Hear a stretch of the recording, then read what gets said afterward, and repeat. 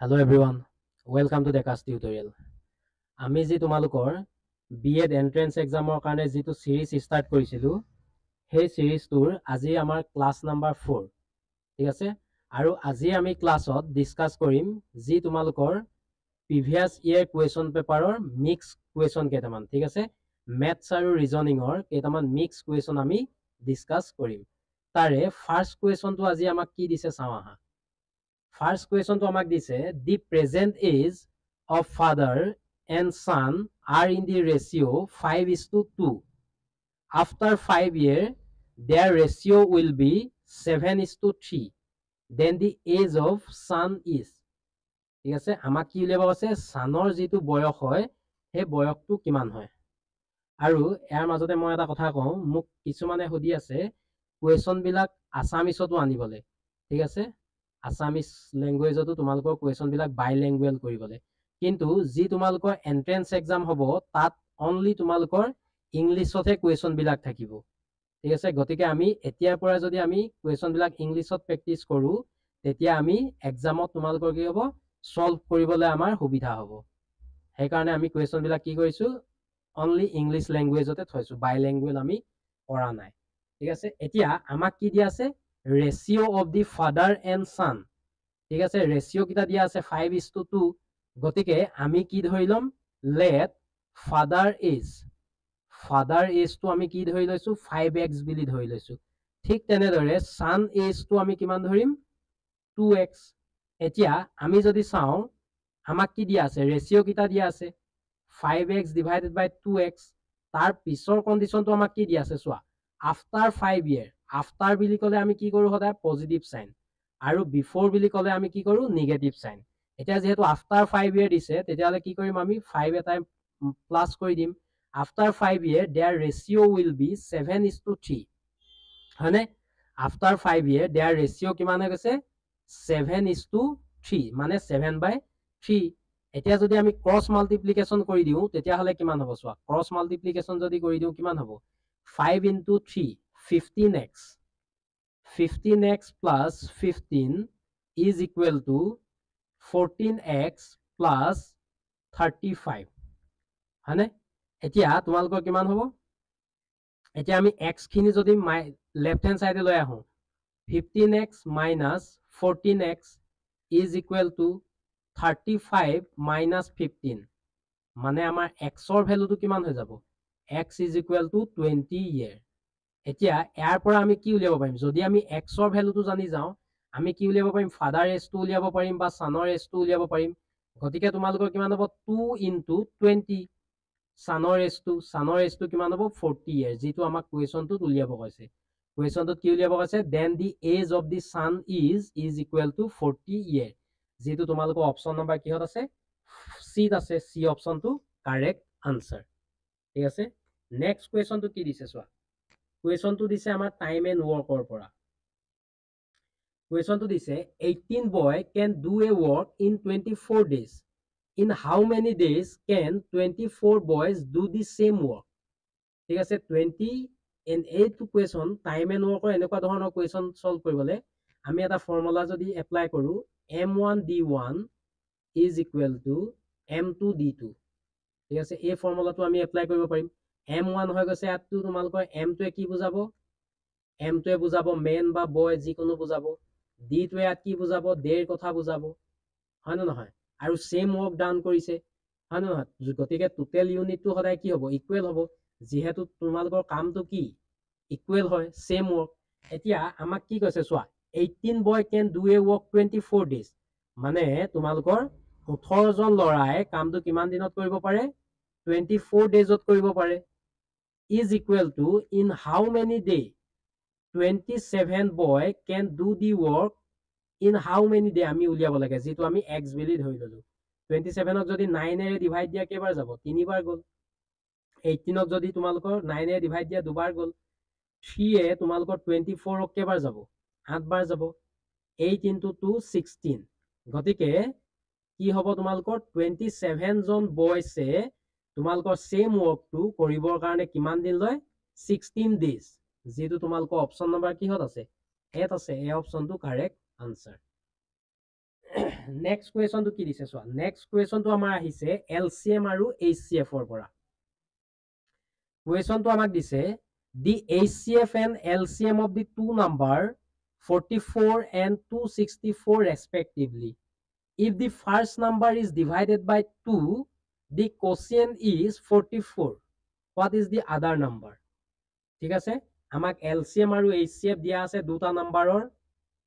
44 আৰু 264 আৰু আমাক ফাৰ্স্ট নাম্বাৰটো কেনেকৈ ডেসক্ৰাইব কৰিছে চোৱা if the first number is divided by 2 the quotient is 44 then the other number এতিয়া LCM আৰু HCF ৰ আমাৰ এটা ফৰ্মুলা আছে কি আছে LCM into HCF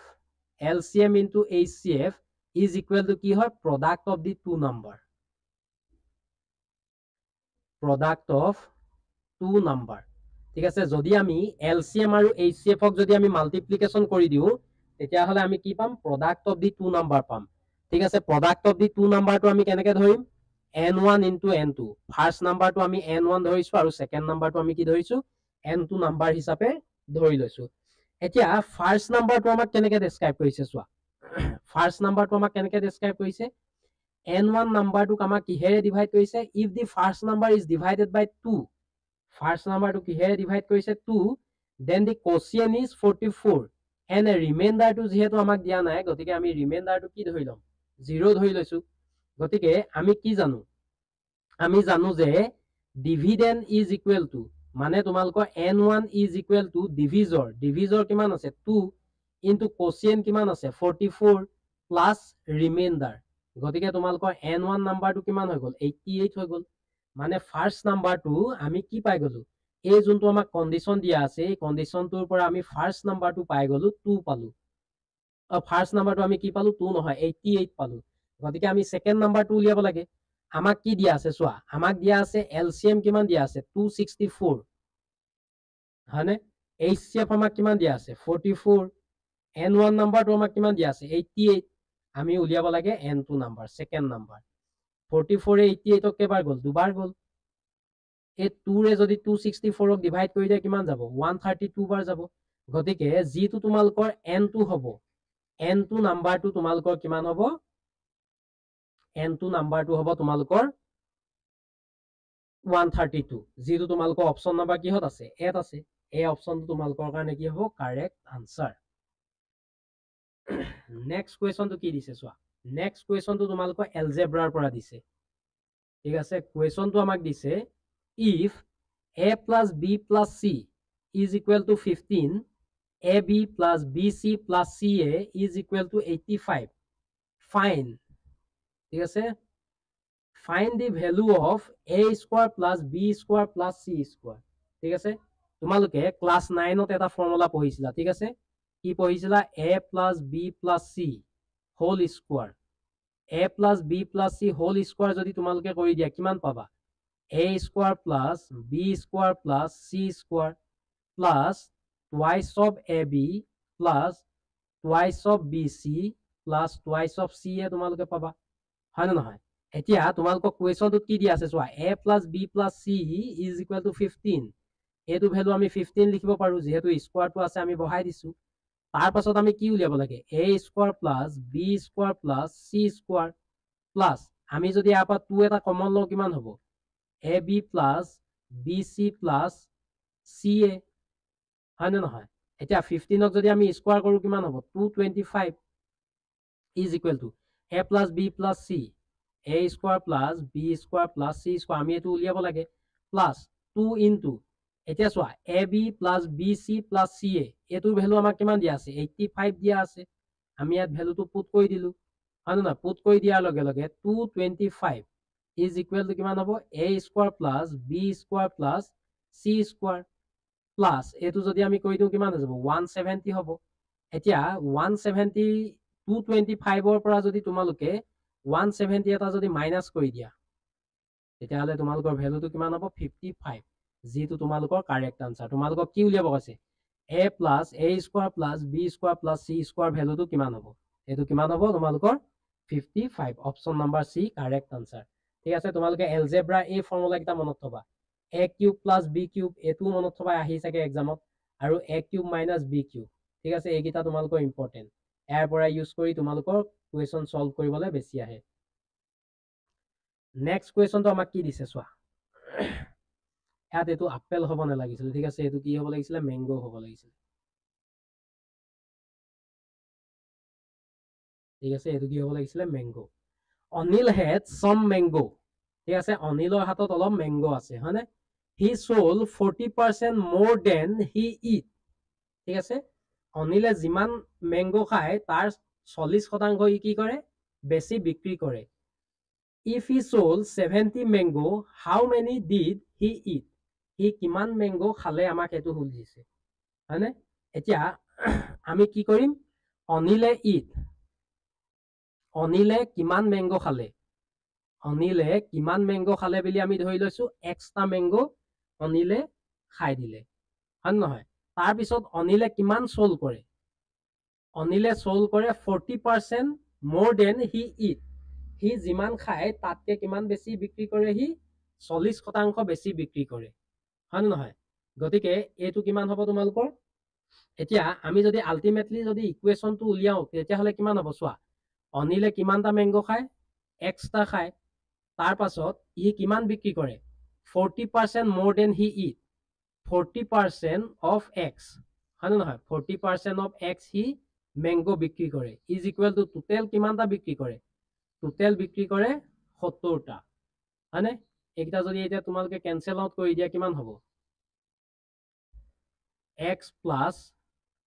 4x divided by 10 is equal to 70 10 এটা যদি আমি এলসিএম লওঁ কিমান হ'ব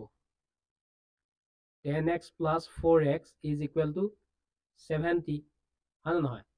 14x is equal to 700 হয়নে x is equal to কিমান হ'ব তেতিয়াহ'লে 700 divided by 14 14 এ তোমালোকৰ 70 কেইবাৰ যায় 5 বাৰ যায় আৰু 0 এটা থাকি গ'ল মানে কিমানটা 50 how many did he eat সি কিমান মেংগো ইট কৰিলে 50টা মেংগো ইট কৰিলে যেটো তোমালোকৰ অপচন নাম্বাৰ কিহত আছে অপচন নাম্বাৰ বি ত আছে গতিকে বি অপচনটো তোমালোকৰ কি হৈ যাব কাৰেক্ট আনসাৰ নেক্সট কুৱেশ্যনটো আমাক কি দিছে চোৱা নেক্সট কুৱেশ্যনটো এটা তোমালোকৰ ৰিজনিংৰ কুৱেশ্যন আৰু কুৱেশ্যনটো হৈ গৈছে তোমালোকৰ সিটিং এৰেঞ্জমেন্টৰ কুৱেশ্যন ঠিক আছে সিটিং এৰেঞ্জমেন্টৰ যদি তোমালোকৰ কুৱেশ্যন আহে তেতিয়াহ'লে তোমালোকে কি কৰিবা তোমালোকৰ 2-3টা সিনাৰিও হ'ব পাৰে সেই সিনাৰিও বিলাক তোমালোকে সলভ কৰিব লাগিব তেতিয়া তোমালোকৰ কুৱেশ্যন বিলাক সলভ হ'ব এতিয়া আমাক কুৱেশ্যনটো কি দিছে চোৱা read the following information to answer the given question ঠিক আছে আমাক এই ইনফৰমেশন কিটা পঢ়িব কৈছে আৰু আমি এই কুৱেশ্যনটো আমি সলভ কৰিব লাগে এতিয়া ইনফৰমেশন কিটা আমাক কি দিছে চোৱা A B C D E F are sitting in a row ঠিক আছে তোমালোকৰ এটা ৰোত A B C D E F ছজন মানুহ কি আছে বহি আছে তাৰ পিছত নেক্সট আমাক কি দিছে চোৱা E and F are in the center ঠিক আছে E and F E আৰু F ত তোমালোকৰ কি বহি আছে E আৰু F তোমালোকৰ চেণ্টাৰত বহি আছে ঠিক আছে আমি এটা নেজানো যে ই তোমালোকৰ লেফট হ্যান্ড সাইডত আছে নে ৰাইট হ্যান্ড সাইডত আছে গতিকে আমি দুটা সিনাৰিও তোমালোকৰ বনাই লম ঠিক আছে এফালে F আছে বুলি আমি ইয়াত ধৰিছো এফালে আমি কি ধৰিছো ই আছে বুলি ধৰি লৈছো এটো হৈ গৈছে আমাৰ কেস নাম্বাৰ 1 এটো হৈ গৈছে আমাৰ কেস নাম্বাৰ 2 ঠিক আছে case number 1 case number 2 next আমাক কি দিছে চোৱা A and B are at the end A আৰু B তোমালোকৰ একেবাৰে কি বহিছে এন্ডত বহিছে এপিনে A বহিছে এপিনে B বহিছে সেকেন্ড কেসটো তোমালোকৰ কি হ'ব এফালে B বহিব পাৰে আৰু এফালে কি বহিব পাৰে A বহিব পাৰে এতিয়ালৈকে আমাৰ কন্ডিশন দুইটা ফলো হৈ আছে হয় নহয় নেক্সট তোমালোকক কি দিছে চোৱা C is sitting on the left of A এৰ লেফটত কি বহিছে C বহিছে এৰ লেফটত কোন হ'ব এ যদি তোমালোকৰ এফালে মুখ কৰি থাকে C লেফটত বহিছে ইয়াত বহিছে ইয়াত চোৱা ইয়াত তোমালোকৰ এৰ লেফটত C বহিছে এইটো কন্ডিশন ফুলফিল হ'ব জানো নহয় কিয় নহয় কাৰণ আমাক দিয়া আছে যে এ তোমালোকৰ একেবাৰে এন্ডত বহিছে হয় নহয় এ তোমালোকৰ কি বহিছে এন্ডত বহিছে গতিকে C এৰ লেফটত কেতিয়াও বহিব নোৱাৰে এইটো কন্ডিশনৰ মতে কিন্তু এই সেকেন্ড কেছৰ মতে আমাৰ এই কন্ডিশনটো ফুলফিল কৰিছে গতিকে ডি ক'ত বহিব ইয়াত বহিব হয় নহয় 6 জন ব্যক্তি বহি গ'ল এতিয়া আমাক কোৱেশ্যনটো কি উলিয়াবলৈ দিছে who is sitting on the right of B B ৰাইটত কোন বহিছে বি ৰাইটত আমাৰ কোন বহিছে ডি বহিছে হয় নহয় গতিকে ইয়াত তোমালোকৰ কাৰেক্ট আনসাৰটো কি হ'ব কুৱেশ্যন নাম্বাৰ ডি মানে কুৱেশ্যন নাম্বাৰ ডি ডি হৈ গৈছে কাৰেক্ট আনসাৰ যি তোমালোকৰ বি ৰাইটত বহিছে হয় নহয় বা তোমালোকৰ এইকেইটা ইমিডিয়েট হ'ব লাগিছিলে who is sitting right of B ঠিক আছে ডি ডি ক'ত বহিছে তোমালোকৰ বিৰ একেবাৰে ৰাইটত বহিছে নেক্সটটো কি দিছে চোৱা এইটো তোমালোকৰ সিটিং এৰেঞ্জমেণ্টৰে ঠিক আছে কুৱেশ্যনটো আমাক দিছে in a class test Q occupies 5th position from the top and 25th position from the bottom how many students are there in the class ঠিক আছে ক্লাছটো টোটেল কিমান ষ্টুডেন্ট আছে আমি উলিয়াব লাগে 30 ষ্টুডেন্ট আছে নে 28 ষ্টুডেন্ট আছে নে 29 ষ্টুডেন্ট আছে আমি উলিয়াব লাগে ক্লাছত এটা চোৱা আমাক যদি আমি এনেকে যদি বনাই লওঁ আমাক কি দিছে চোৱা কিউ বোলা মানুহজন টপৰ পৰা যদি আমি চাওঁ কিমান পজিশনত আছে 5th পজিশনত আছে হয় না নহয় আমি যদি টপৰ পৰা চাওঁ আৰু যদি আমি বটমৰ পৰা চাওঁ তেতিয়া হলে কিমান পজিশনত আছে 25th পজিশনত আছে তেতিয়া হলে আমি উলিয়াব লাগে টোটেল কিমান ষ্টুডেন্ট আছে টোটেল কিমান ষ্টুডেন্ট আছে এতিয়া এনেকুৱা ধৰণৰ কুৱেশ্যন যদি তোমালোকে সলভ কৰিবলগীয়া হয় তেতিয়া হলে তোমালোকৰ এটা ফৰ্মুলা আছে ঠিক আছে total is equal to top plus bottom minus 1 ঠিক আছে total is equal to top plus bottom minus 1 এতিয়া টপৰ পৰা কিমান পজিশনত আছে 5th পজিশনত আছে বটমৰ পৰা কিমান পজিশন আছে 25 minus 1 ফৰ্মুলা মতে 30 minus 1 is equal to 29 গতিকে তোমালোকৰ total student in the class test কিমান আছিলে total student তোমালোকৰ 29 যেটো তোমালোকৰ অপচন নাম্বাৰ সি আছে সি অপচনটো কি হ'ব কাৰেক্ট আনসাৰ ঠিক আছে এনেকুৱা ধৰণৰ যদি তোমালোকৰ টপিক স্পেসিফিক ক্লাস লাগে ঠিক আছে টপিক স্পেসিফিক যদি ক্লাস লাগে তেতিয়া হলে তোমালোকে কমেন্ট কৰিবা আমি টপিক স্পেসিফিক কে কেনেকে ক্লাস লব পাৰো আমি চেষ্টা কৰিম ঠিক আছে টপিক স্পেসিফিক ক্লাস ললে তোমালোকৰ এই ফৰ্মুলা বিলাক কোৰ পৰা আহিলে কেনেকে আহিলে আমি গোটেই বস্তুখিনি শিকিব পাৰিম নেক্সট কুৱেশ্যনটো কি দিছে চোৱা